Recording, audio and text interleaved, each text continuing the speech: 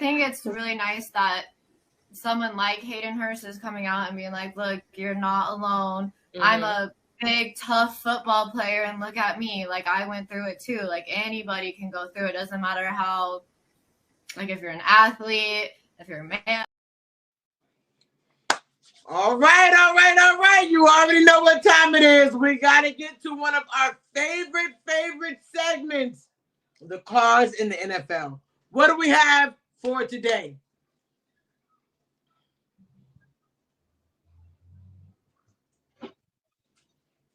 I realized I was muted. Sorry. Sorry. One of my favorite recent retired football players is Larry Fitzgerald. I love this guy. I always loved how he always ran to his mama in the stands, right? He was famous for that. Like every time, like he would look for his mom in the stands, and I just love Larry. You know, I bet Arizona wishes they had a guy like him again. Anyway. So Larry, on top of being a phenomenal former football player, also has a big, generous heart. And it's called the Larry Fitzgerald Foundation.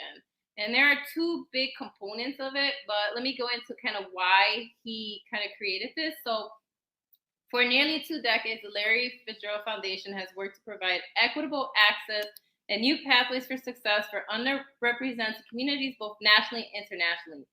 Providing children with the tools they need to feel confident and supporting women, men, and families affected by breast cancer is deeply rooted in their mission. Established in 2005, the founder, Larry Fitzgerald Jr., made the work of the foundation a pillar of his existence after losing his poor mama, to breast cancer in 2003. Larry's mother, Carol, was an exemplar of the community through service and advocacy work. And so he felt that one way to honor his mother's legacy is to create this foundation to make sure that he was providing breast cancer awareness, but also impacting the youth. So there's 2 parts.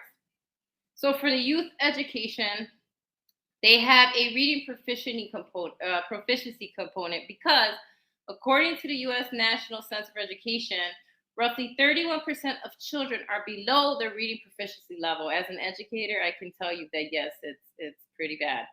Our mission is to provide educational facilities with funding for books and programs aimed to increase that reading literacy. They support local organizations and nonprofits with a focus on K-12, reading proficiency, after-school programs, sports camps, and those maintaining the goal of bridging the gap in an ever-changing world and technology. So they also have a technology component. The technology component is this is why. The racial and ethnic digital divide can be seen in historically Black and Brown communities across the United States. Poverty, along with no access to computers or Wi-Fi, stagnate the educational growth of any student. Their mission is to bridge the technology gap by partnering with programs and organizations in underfunded communities to provide them with the necessary equipment and funding to enable computer literacy and provide them opportunities for a future in tech. They also do youth camps.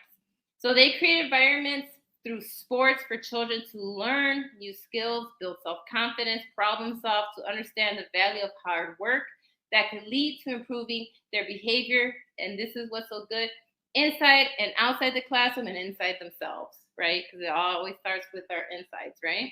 Mm-hmm. And of course, after school programs. That's a big part of their youth education mission. Nearly 58% of Black children and 55% of Latino children do not attend after school programs compared to 46% of white children. However, these programs do exist in their local communities, and parents were just never aware of them, right? Or wouldn't allow them to attend because sometimes, safety was an issue. So now they want to make sure that parents are aware that there are safe places for their children to go after school. And so they have partnered with a lot of local communities and parents to get them to allow their children to go to these after school programs, right? So they really make sure that they're also funding and hosting after school programs already in the communities and helping them grow or start programs so that these children have access to somewhere safe to go after school where their parents don't have to worry, right? Because parents work, right? And a lot of, blue collar parents especially work all day, and sometimes there's no one at home, and so this is a safe place where they can go. So they do make sure that they're always enabling the communities to help themselves by helping spread awareness of after-school programs or helping them create them. The second part is the breast cancer awareness, which of course is really important to him as his mother sadly passed away of breast cancer. But what I like is that the multifaceted approach that he and his organization use for breast cancer awareness. It's not just about awareness. He has 4 parts that he included in this foundation, which is education. A vital part in prevention is the knowledge of risk factors, including your lifestyle, genetics, diet, age, family history, and all these different things. So education also forms a part in his breast cancer awareness, because how do you know what to look for if no one is telling you what it is, right? If no one is showing you and educating you on the signs of looking for these things. The second part is research. Since the 19th century, there's been an evolution in the methods of prevention, detection, and treatment, all through breakthrough research. And so they make sure that they're funding, his organizations making sure that they're always funding these organizations, that they're partnering with research foundations that are working towards a cure, because that is the best way to prevent breast cancer deaths and cancer deaths, is through finally finding a cure for it. The fourth part is resources. They know that access to local organizations providing support groups, financial assistance, and advocacy is paramount. I don't think people realize how expensive it is when you get sick in this country, especially with something like breast cancer. And so he makes sure that they're working with organizations that provide financial assistance, but also support groups, because there's another part of this, and it's people also need access to therapy and dealing with the fact that they have cancer, and right? And so he wants to make sure that breast cancer survivors or people just diagnosed or who survive it with their families have mental and physical well-being, so that it enhances the risk of, it raises the risk of surviving. And so resources are important. The last part is family support. They know that taking care of loved ones diagnosed with breast cancer can have a lot of challenges. So their mission is, again, to engage with organizations that understand the importance of providing family with a support system, because the family is also impacted when this happens, right? And so he's very aware of this. The organization is very aware of this. They do a lot of good work. Normally I have a video, but they're all really, really long.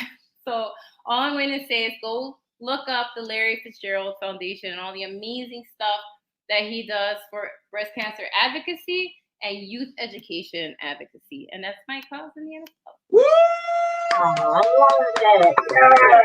If you don't know who Larry Fitzgerald is, he was one of the greatest. He's awesome. I grew up watching him. He's awesome. Awesome. All right. If you don't know, she just told you, the Larry Fitzgerald Foundation.